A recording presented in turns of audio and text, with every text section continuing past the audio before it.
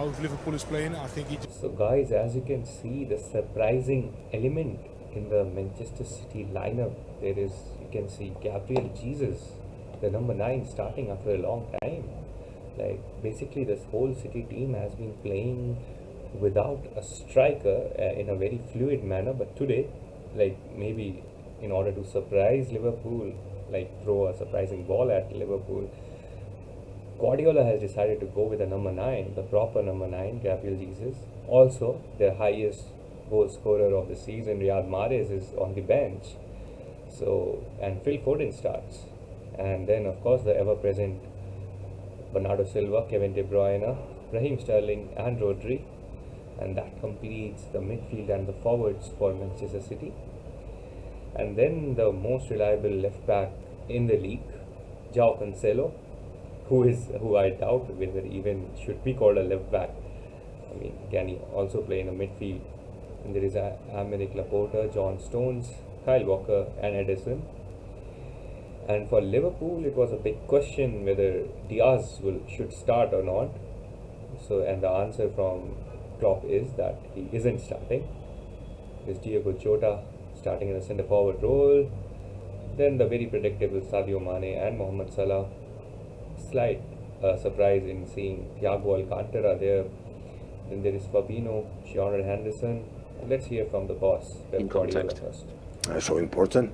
So our closer rival in the table right now, and 7 games left after this fixture. So of course it's important, but in the same time, we're not losing 21 points to play and a lot of important games and difficult ones for both sides. So today no one is going to win the champion.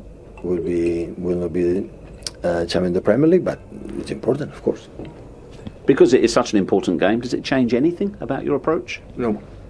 Of course, they defend completely different than all the teams around the world, and that's why you have to adjust something. Yeah, what we have done in the past, and today, for the quality the players they have, we have to do something. But we prepare as usual, nothing special.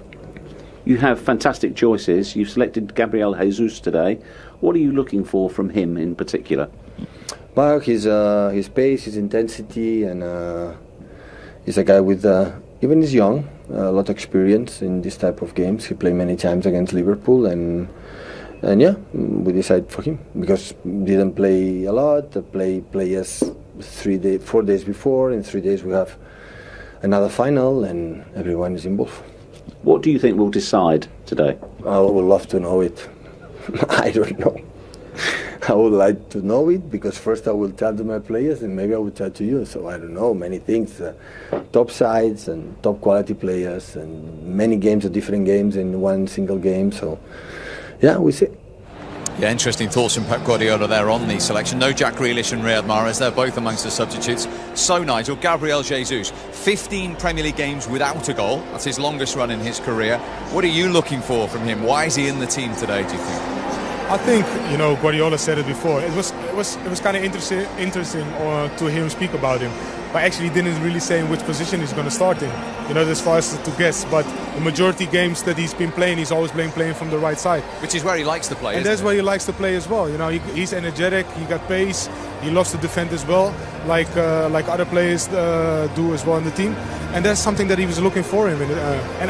Trust me, believe me, he's going to be fired up because he knows he's not a regular starter, so he has to show himself, and especially in the biggest game of the season. So yeah, I expect him to come out there firing and hopefully lock down one of the 2 backs for Liverpool. Well, that's the Manchester City right. Whoever plays on their left, we saw earlier in the season no Trent Alexander-Arnold, James Miller played right back, but do you still think they'll target that area of the pitch? I do. I think it's a well-known fact that Pep Guardiola likes to target one side or another. He likes to do an overlap one side or the other. We see here 2 players against Milner, and they gave Milner a real problem at Anfield earlier in the season. And no matter who is the fullback, they'll always try to target those wide areas and, as I say, get an overload in certain situations. Foden in this case was absolutely brilliant that day.